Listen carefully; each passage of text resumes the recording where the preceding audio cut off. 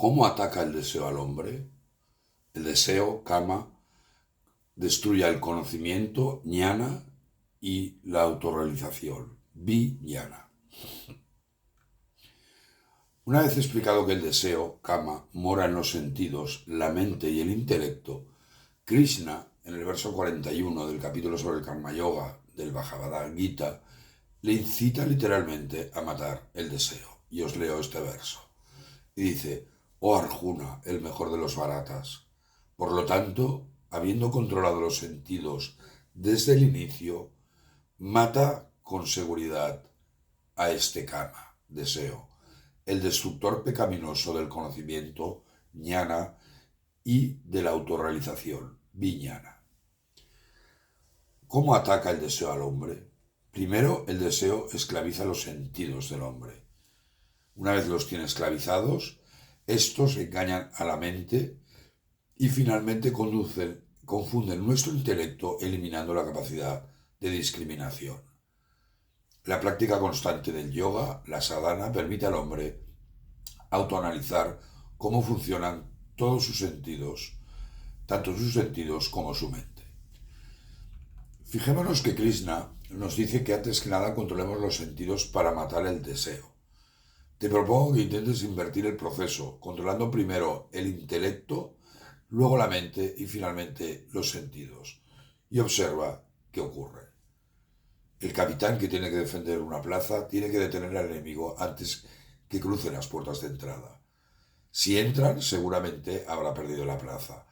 O en palabras de Swami Vijayaprakasananda, y os leo: no se debe permitir que los sentidos posean la mente, llenándola con objetos sensoriales de placer.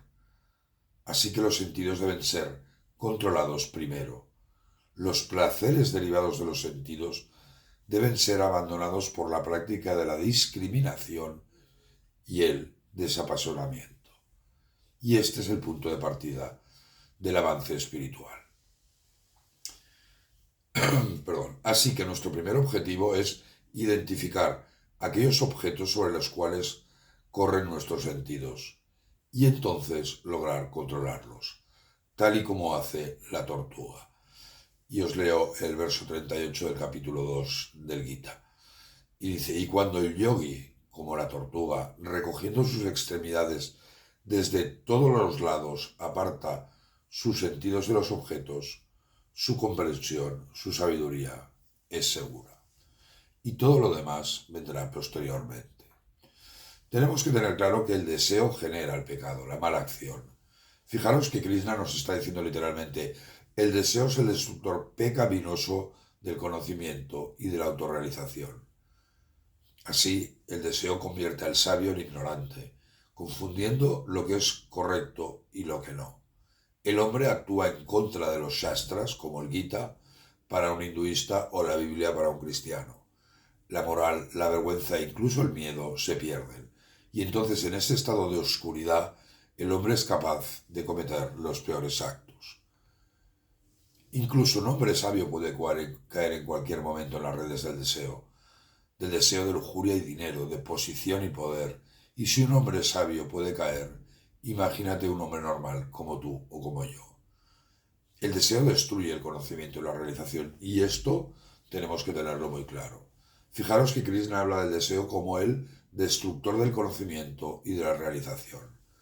Por conocimiento, jnana se refiere a aquel conocimiento intelectual adquirido en los libros, mientras que vijnana se refiere a aquel conocimiento intelectual, aquella realización directamente, es decir, el conocimiento directo del ser, del verdadero yo, de nuestra parte inmortal, el Atman Jnana, la autorrealización. Y fijaros que el deseo puede destruir incluso hasta la realización. Es importante tenerlo claro. En un momento, todo lo adquirido en nuestra práctica espiritual se volatiliza como una nube cuando el deseo gana la batalla. Aquellas personas a quienes el deseo nunca pueden vencer son los llamados Jivan Muktas. Ellos son siempre libres y felices, siempre viven en Atman y ya no tienen ningún tipo de deseo por los placeres terrenales. Tú puedes vencer al deseo. En este verso Krishna no dice que sea imposible vencer al deseo. Si fuese imposible, así lo hubiese dicho. A lo largo del Gita, Krishna nos dará más pistas sobre cómo vencer a este terrible enemigo, el deseo. Muchas gracias, Om Namaste.